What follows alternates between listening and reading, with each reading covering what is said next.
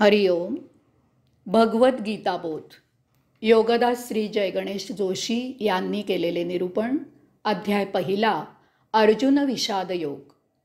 ओम श्री परमात्मने नमः. अथ प्रथमोऽध्यायः. जय योगेश्वर. परम आत्म्याला नमस्कार.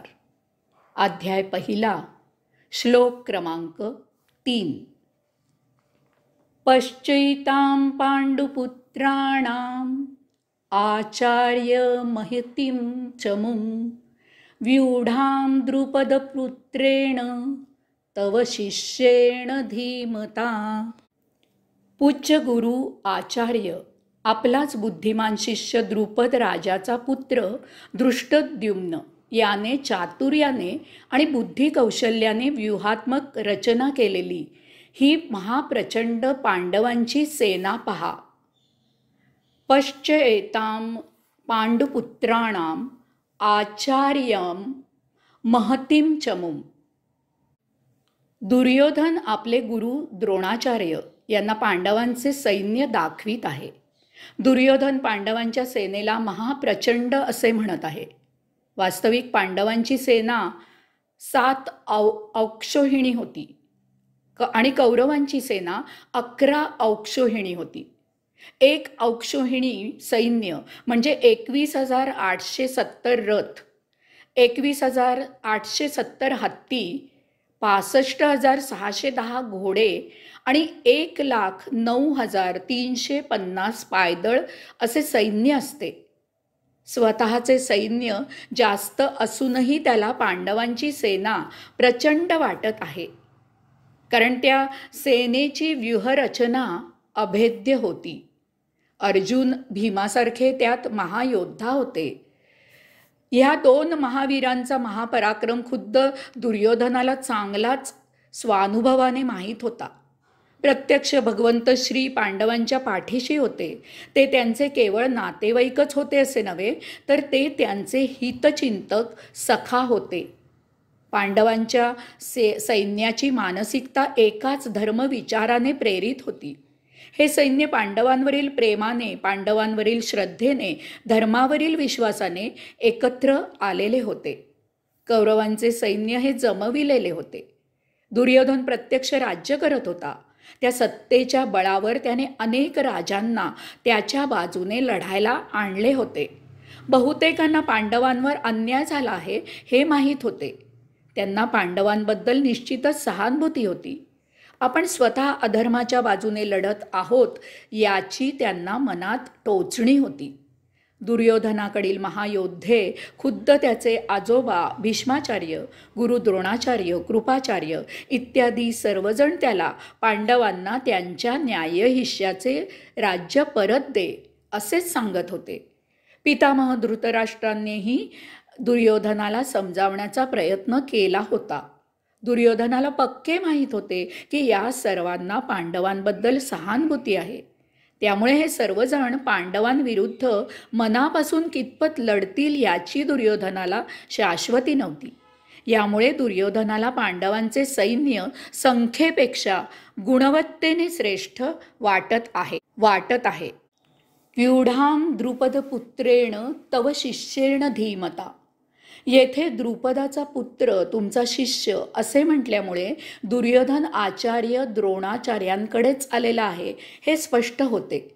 द्रोणाचार्य लढाईसाठीच रणांगणावर आलेले आहेत. त्यांनी पांडवांची सेना पाहिलेलीच असणार. तरीसुद्धा दुर्योधन आचार्यांना मुद्दाम होऊन सेना दाखवित आहे, कारण त्याला आचार्यांना डिवचायचं आहे. जुन्या आठवणी सांगून त्यांच्या मनात असलेले वैर जागवायचे आहे. वैर उफाळून बाहेर काढायचं आहे, जेणेकरून ते अर्जुनावरील, पांडवांवरील सहानुभूती विसरतील. पांडवांवरील प्रेमाने ते चुकूनही गाफील राहणार नाहीत. लढाईसाठी त्यांचा अहंकार जागृत करायचा आहे. यास्तव दुर्योधन म्हणतो, पांडवांच्या सेनेची व्यूहरचना द्रुपदाच्या पुत्राने, तुमच्याच शिष्याने बुद्धी चातुर्याने केली आहे. यामागे विशेष कारण आहे. पृषत राजा आणि भरद्वाज ऋषी यांची मैत्री होती. पृषद राजाला द्रुपद नावाचा पुत्र होता. भरद्वाज ऋषींना द्रोण नावाचा पुत्र होता. पृषद राजा आपल्या पुत्राला घेऊन भरद्वाज ऋषींच्या आश्रमात नित्य येत असे. त्यामुळे द्रुपद आणि द्रोण हे एकमेकांचे मित्र झाले होते. पुढे पृषद राजाच्या मृत्यूनंतर त्याचा पुत्र द्रुपद राजा झाला. द्रोणाने धनुर्विद्येत प्रावीण्य मिळवले. प्रत्यक्ष भगवान श्री भार्गवरामांकडून त्याने अस्त्र आणि शस्त्रविद्या संपादित केली होती. एकदा द्रोण आपल्या बालमित्राला द्रुपद राजाला भेटायला गेला. द्रोण द्रुपदाला म्हणाला की मी तुझा बालमित्र तुला भेटायला आलो आहे, मला तू ओळखलेस का? परंतु द्रुपदाने द्रोणाला ओळख द्यायला साफ नकार दिला. वर द्रुपद द्रोणाला म्हणाला की राजा नसलेला पुरुष राजाचा मित्र होऊ शकतो असे तुला वाटले तरी कसे? काहीतरी निश्चय करून द्रोण हस्तिनापुरात वास्तव्याला आला. महाधनुर्धारी द्रोण आपल्या राज्यात आला आहे असे समजताच भीष्माचार्यांनी कौरव आणि पांडवांना धनुर्विद्या शिकवण्यासाठी द्रोणांच्या हवाली केले. यथा कालावधी द्रोणाचार्यांनी त्या 105 भावंडांना धनुर्विद्या शिकवली. परंतु त्यात पांडव धनुर्विद्येत आणि एकूणच अस्त्र आणि शस्त्रविद्येत फारच तरबेज झाले. त्यातल्या त्यात अर्जुन तर युद्धकलेत फारच पारंगत आणि प्रवीण झाला. एकदा पांडवांना द्रोणाचार्य म्हणाले की तुम्ही मला काही गुरुदक्षिणा द्यावी असे मला वाटते, असे माझ्या मनात आहे. त्यावर पांडवांनी आपण मागाल ती गुरुदक्षिणा आम्ही देऊ असे मोठ्या आनंदाने कबूल केले. त्यावर गुरु द्रोणाचार्य पांडवांना म्हणाले की छत्रवती नगरीमध्ये द्रुपद नावाचा राजा राज्य करतो आहे, त्याच्याकडून ते राज्य जिंकून मला गुरुदक्षिणा म्हणून द्या. द्रोणाचार्य असे म्हणताच त्या पांडवांनी द्रुपदावर चढाई केली आणि त्याचे राज्य जिंकले आणि त्याला आणि त्याच्या अमात्यांना मुसक्या बांधून द्रोणाचार्यांसमोर आणून उभे केले. त्याला बंदिस्त केलेलं पाहून द्रोणाचार्य द्रुपदाला म्हणाले की राजा द्रुपदा, तुझी माझी मैत्री जुळून असावी या हेतूनेच मी तुझे राज्य जिंकले आहे. त्यापैकी अर्धे राज्य मी तुला परत करत आहे. मी अर्ध्या राज्याचा मालक राहीन. त्यामुळे आता मी तुझ्या बरोबरीचा आहे. त्यावर द्रुपदाने द्रोणाचे आभार मानले आणि त्यांच्याशी बरोबरीची मैत्री कबूल केली. परंतु याज आणि उपयाज या ऋषी बंधूंकडून यज्ञ करवून द्रोणाचा वध करील असा पुत्र मिळवला. या दृष्टद्युम्नानेच पुढे महाभारत युद्धात द्रोणाचा शिरच्छेद केला. यास्तव दुर्योधन राजा द्रुपदाचा आणि त्याच्या पुत्राचा मुद्दामहून उल्लेख करत आहे. जाणून बुजवून आठवण करून देत आहे की आपल्यालाच मारण्यासाठी ज्याचा जन्म झाला आहे अशाला आपणच विद्या शिकवली आहे. आपण निरागस आहात, पण आता तोच आपला कृतज्ञ शिष्य आपल्या जीवावर उठला आहे.